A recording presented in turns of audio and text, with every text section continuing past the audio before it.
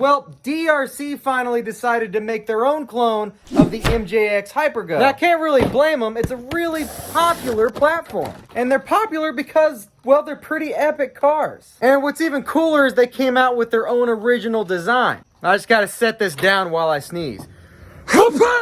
Excuse me. Thing is, I found they have one drawback, and that's their durability. Their plastics and their gears that are metal, well, they leave a little something to be desired. Now, they've come out with upgraded versions of their metal gears. I'm really hoping that's what's in here. Now, I'll tell you, the first thing I notice is this one sits lower. Not necessarily lower than this guy because there are no shocks on here. I used them in something else temporarily because these are really good shocks. You can see the straightness of the arms versus more of the A shape of the arms. And that gives it better handling because it's lower, stays planted on the ground better, but it's not as good for jumps because there's not as much suspension travel.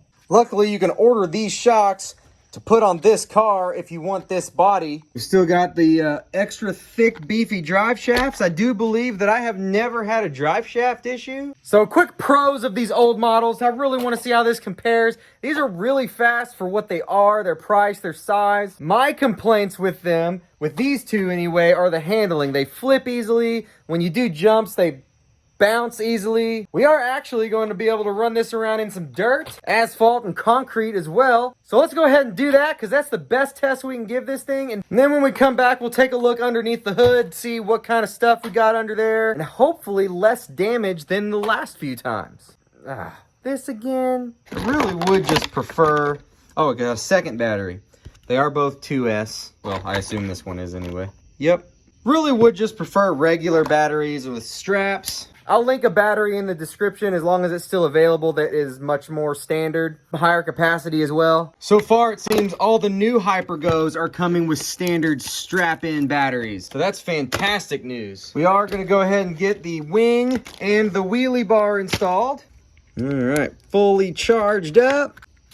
Now, one problem I've had with this thing with front-end collisions is that it causes an inertia reaction and makes this plug pop out. Well, one of my awesome viewers said throw a piece of foam in there. Slap it underneath. And that should help prevent such horrible tragedies. Just gotta hope it doesn't make a lateral movement and block the steering arm.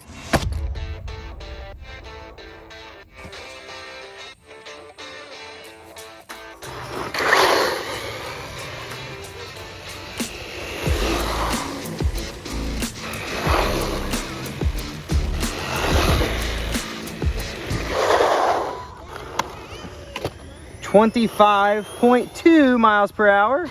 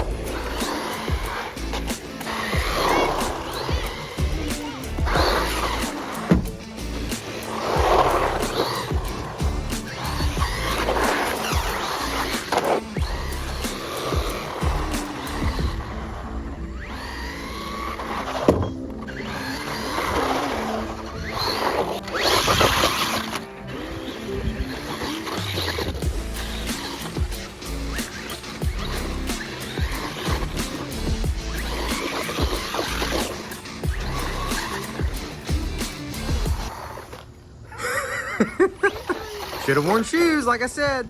It gets stuck pretty easy with that low suspension, but this is extremely bumpy.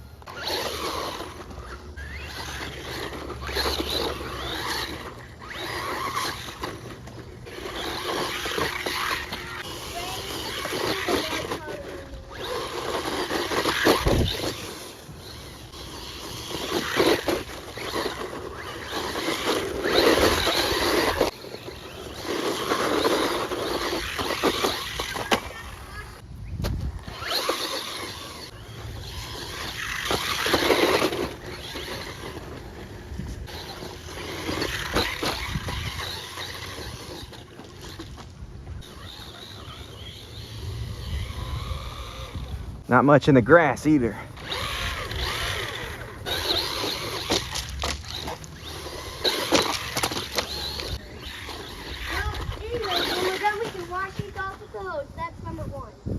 What's number 2? Number 2 is nothing. Oh. Put him away. Oh. Is that it? I don't know what you got. Battery done, right at the top of the mountain.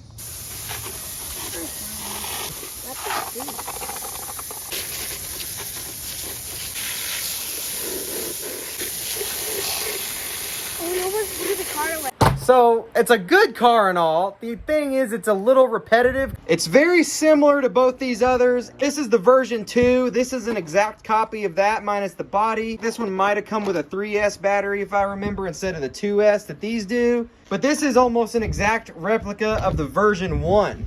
But it's just been rebranded in this case with a different body. And these are notoriously not good at landing big jumps. And this one has an even smaller suspension, so I didn't do any big jumps today. And for everyone who wants to know, including myself, it does look like they are still using the same original differential gears. Oh man. Not the updated ones that I was hoping for. They sell them separately, so definitely a little bit of a disappointment there. Anyway, Hypergo, and in this case, the DRC rebranded version, they're making really good cars. Every car has a weakness. This one happens to be differential gears and probably some of the plastics. She's got your typical 45 amp Hypergo ESC, the fan over top the motor heatsink, brushless motor, it's probably a 2847 maybe, light bar in the bumper, separate receiver so you can upgrade the electronics without having to replace the receiver or the transmitter. Plastic chassis. This new Hypergo here has a metal one. Well, there you go. I hope you enjoyed this video, found it helpful. Like and subscribe if you haven't yet, and we'll see you on the next one.